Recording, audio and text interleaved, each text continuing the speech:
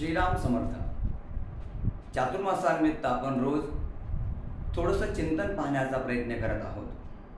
श्रावण मास आणि विशेषतः आज राखी पौर्णिमा. या राखी पौर्णिमेच्या आपल्या सर्वांना खूप खूप शुभेच्छा. राखी पौर्णिमेच्या निमित्तानं आपल्याशी काय चिंतन करावं बरं?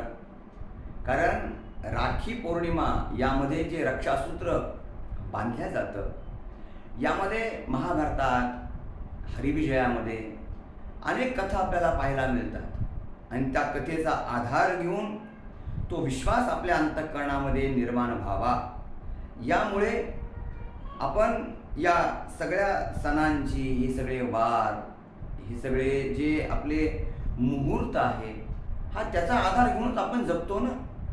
कारण गंमत काय असते की आपल्या जीवनामध्ये जगण्यासाठी विश्वास असला पाहिजे, अध्यात्म असला पाहिजे.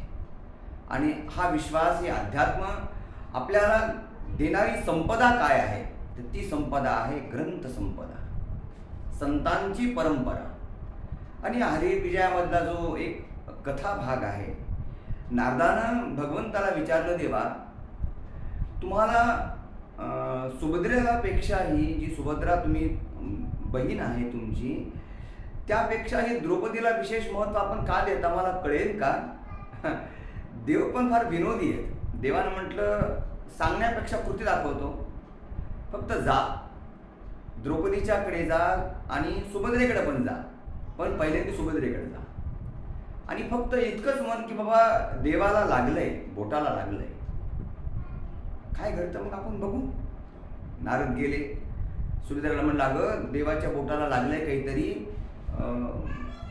बघ काही आहे का? सुभद्रेची धावपळ सुरू झाली, काही मिळतं का, कुठं काही बांधायला काही शोधण्याचा प्रयत्न सुभद्रेने केला. नारदाने बघितलं की अरे इथं पाहण्यामध्येच वेळ चाललाय. तिथून नारद गेले द्रौपदीकडे. द्रौपदीने सांगितलं की देवाच्या हाताला बहुतेक काहीतरी लागलंय. इतकंच फक्त द्रौपदीने ऐकलं. धावत जाते आणि आपल्या अंगावरचा जो शेला आहे तो फाडते आणि भगवंताच्या हाताला बांधणार, तर देवाच्या हाताला काहीच लागलेलं नाही. गंमत अशी आहे की देवानं फक्त परीक्षा बघितली, एक कटाक्ष नारदाकडे टाकला. नारदाच्या लक्षात आलं काय ते. याचा परिणाम वस्त्रहरणाच्या वेळेस जो प्रसंग देवावर आला, द्रौपदीचं वस्त्रहरण जे होत गेलं, तर त्या वस्त्रहरणाची परतफेड देवानं कशी केली. मी आधीच म्हटलं, अनेक कथा आहेत, पण मूळ मुद्दा असा आहे की रक्षण, भावानं बहिणीचं रक्षण करावं, तसं बहिणीनं सुद्धा आपल्या भावावर तितका अतूट विश्वास ठेवावा. बघा, हे बंधन जे आहे, केवळ बहीण भावाच्या नात्याचा संबंध आपण जोडतो, ठीक आहे, स्वाभाविक आहे, तो जोडलाही पाहिजे. काय पण बंधनाचा अर्थ काय?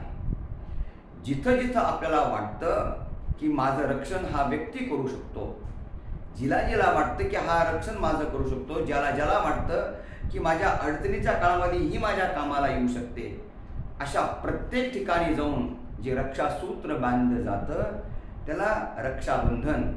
त्याला बघा, हे फ्रेंडशिप नाही आहे.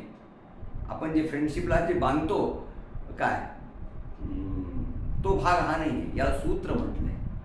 ज्यावेळेस एका पवित्र सणाला, एका पवित्र बंधनाला एक अध्यात्माची परंपरा असते, त्यावेळेस ती परंपरा आपल्याला उज्ज्वलतेकडे नेते.